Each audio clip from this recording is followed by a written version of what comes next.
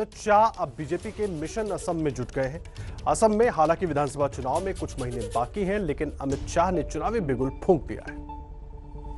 मित्रों, अभी जो चुनाव हुआ है बीटीआर का, इसमें अंदर वहां की जनता ने एनडीए को आशीर्वाद दिया है, भारतीय जनता पार्टी को आशीर्वाद दिया।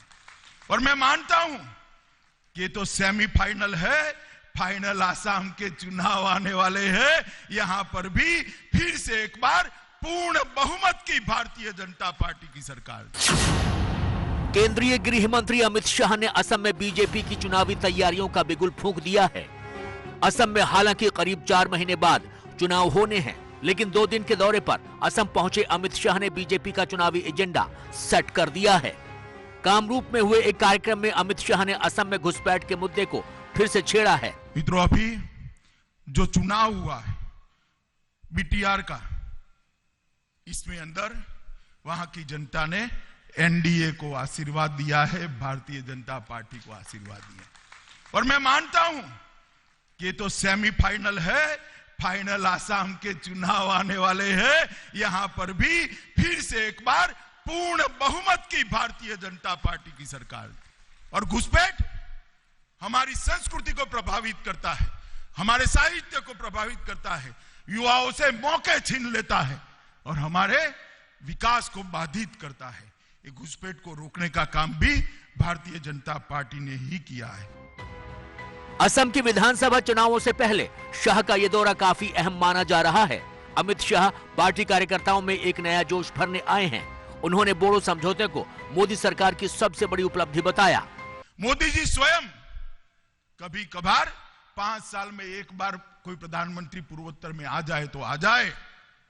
मोदी जी ने स्वयं 30 बार 6 साल के अंदर पूर्वोत्तर का दौरा किया है और हर बार तोहफा लेकर आए। और सबसे बड़ा काम हुआ है, यहां पर बोडो आंदोलन जो सालों से चलता था, उनके साथ एक समझौता कर बोडो समझौता कर बोडोलैंड प्रादेशिक क्षेत्र समझौता कर आज आसाम के अंदर शांति की शुरुआत करने का काम नरेंद्र मोदी जी ने किया है। इतने सालों से हथियार लेकर जो बोडो युवा घूम रहे थे, आज मुख्य प्रवाह के अंदर शामिल हो गए हैं। और अभी अभी वहां पर चुनाव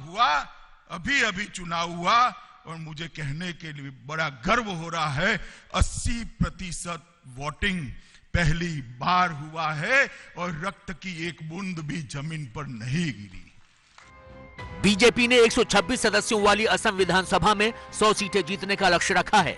बीजेपी के लिए असम का चुनाव इसलिए भी अहम है क्योंकि वो यहां सत्ता में है और दोबारा सत्ता को लेकर पूरा जोर लगा रही है।